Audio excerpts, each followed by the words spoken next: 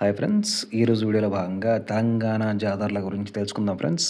అందులో భాగంగా ఫస్ట్ వచ్చేసి సమ్మక్క సారక్క జాతర. సమ్మక్క సారక్క జాతర గురించి తెలుసుకుందాం.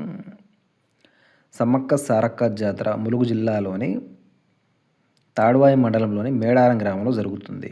సమ్మక్క సారక్క జాతర ములుగు జిల్లా తాడ్వాయి మండలం మేడారం గ్రామం. ఇది ఒక గిరిజన జాతర. కోయ జాతికి చెందిన వారు ఈ జాతరను జరుపుతారు. యాక్చువల్గా గిరిజనుల కంటే గిరిజనేతరులే ఎక్కువగా ఈ జాతరలో పాల్గొంటారు. అయితే ఈ సమ్మక్క సారక్క జాతర యొక్క నేపథ్యం ఏంటంటే, కాకతీయుల కాలంలో తాడాయి ప్రాంతంలోని గిరిజనరాజు మేడరాజు తన కుమార్తె సమ్మక్కను మేనలుడు పగిడిద్ద రాజుకిచ్చి వివాహం చేశాడు. తన కుమార్తె అయినటువంటి సమ్మక్కను పగిడిద్దరాజుకిచ్చి వివాహం చేయడం జరుగుతుంది. సమ్మక్క వెట్స్ పగిడిద్దరాజు. సమ్మక్క పగిడిద్దరాజులకు ఇద్దరు కుమార్తెలు ఒక కొడుకు జన్మిస్తారు. ఒక కొడుకు జన్మించడం జరుగుతుంది. కొడుకు పేరు జంపన్న. కుమార్తెల పేరు సారలమ్మ, నాగులమ్మ. అయితే ఇక్కడ మనం అర్థం చేసుకోవాల్సింది ఏంటంటే, సమ్మక్క సారక్క అంటే మనం జనరల్గా అక్క చెల్లెలు ఏమో అనుకుంటాం. బట్ యాక్చువల్లీ వాళ్ళు తల్లి కూతుళ్ళు. సమ్మక్క వచ్చేసి అమ్మ, సారక్క వచ్చేసి డాటర్, కూతురు. సో సారలమ్మ భర్త వచ్చేసి గోవిందరాజు. ఇద్దరు కుమార్తెలు ఒక కొడుకు పేరు జంపన్న, కూతురు పేరు సారలమ్మ, నాగులమ్మ. సో పగిడిద్దరాజు కాకతీయుల సామంతరాజుగా ఉండి మేడారం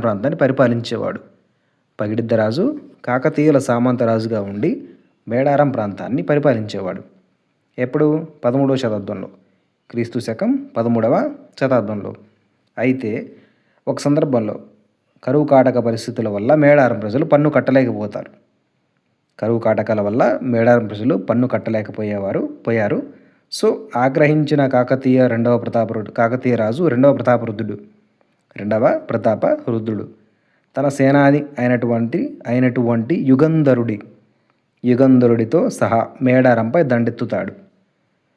1 సంవత్సరం పన్ను కట్టలేదని చెప్పేసి రెండవ ప్రతాపరుద్రుడు ప్లస్ తన సేనాధిపతి అయినటువంటి యుగంధరుడు సైన్యంతో సహా కలిసి మేడారంపై దండెత్తుతారు. పగిడిద్దరాజు ప్లస్ కుటుంబం, స్థానిక గిరిజనులు అందరూ ప్రతాపరుద్రుడి సైన్యంతో వీరోచితంగా పోరాడతారు. పగిడిద్దరాజు, గోవిందరాజు, సారక్క యుద్ధభూమిలోనే మరణిస్తారు. సారక్క వీరు ముగ్గురు కూడా యుద్ధభూమిలోనే మరణించడం జరుగుతుంది. సైన్యం చేతిలో చావటం ఇష్టం లేనటువంటి జంపన్న పక్కనే ఉన్న సంపెంగ వాగులో దూకి మరణిస్తాడు. పక్కనే ఉన్న సంపెంగ వాగులో దూకి మరణించడం జరుగుతుంది. సంపెంగ వాగులో నీరు జంపన్న రక్తంతో కలిసి ఎర్రగా మారింది. అప్పటి నుంచి ఆ వాగును జంపన్న వాగుగా పిలుస్తారు. సైన్యం చేతిలో చావడం ఇష్టం లేక ఆయన వీరోచితంగా పోరాడి ఆయనే సూసైడ్ చేసుకుంటాడు సంపెంగ వాగులో దూకి. సో ఆయన ఎప్పుడైతే అందులో దూకిన తర్వాత బ్లడ్ వచ్చేసి వాటర్తో కలవటం వల్ల, వాటర్ అనేది రెడ్గా మారటం వల్ల, సో అట్లా ఆ రకంగా అప్పటి నుంచి ఆ వాగును సంపెంగ వాగు కాస్త జంపన్న వాగుగా మారింది. యుద్ధభూమిలో వీరోచితంగా పోరాటం చేసిన సమ్మక్క చివరకు శత్రువుల చేతిలో దెబ్బతిని రక్తపు దారాలతో చిలకలగుట్ట వైపు వెళుతూ అదృశ్యమైపోతుంది. యుద్ధభూమిలో వీరోచిత పోరాటం చేసిన సమ్మక్క శత్రువుల చేతిలో దెబ్బతిని రక్తపు దారాలతో చిలకలగుట్ట వైపు వెళుతూ అదృశ్యమైపోతుంది. చిలకలగుట్టపైన సమ్మక్క అదృశ్యం అయిన ప్రదేశంలో ఒక పుట్ట దగ్గర పసుపు కుంకుమల భరణి లభించింది. చిలకలగుట్టపైన సమ్మక్క అదృశ్యమైన ప్రదేశంలో ఒక పుట్ట దగ్గర పసుపు కుంకుమల భరణి లభించింది. ఆ కుంకుమ భరణను సమ్మక్క ప్రతిరూపంగా భావించి ప్రతి 2 సంవత్సరాలకు ఒకసారి మాఘమాసం శుద్ధ పౌర్ణమి రోజున గిరిజనులు సమ్మక్క సారక్క జాతరను జరుపుకుంటారు. ఎప్పుడు ఫ్రెండ్స్ జరుపుకునేది?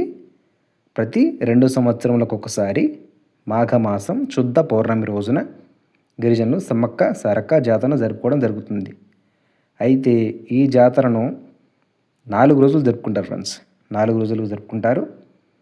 మొదటి రోజు కన్నెపల్లి నుంచి సారలమ్మను గద్దెకు తీసుకువస్తారు.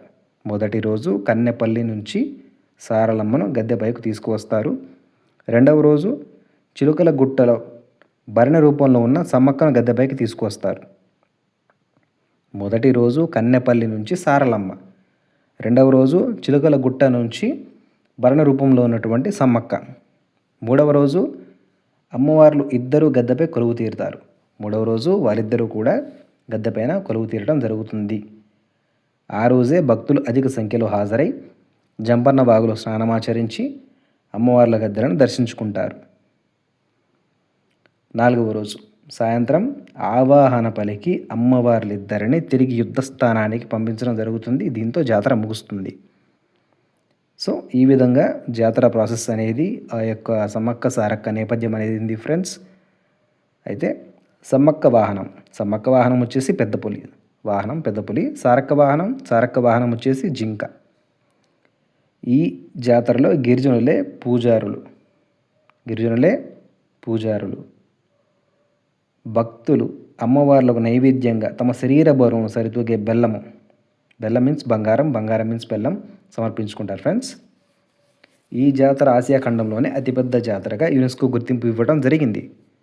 యునెస్కో గుర్తించింది ఈ జాతరను ఆసియాలోనే అతిపెద్ద జాతరగా.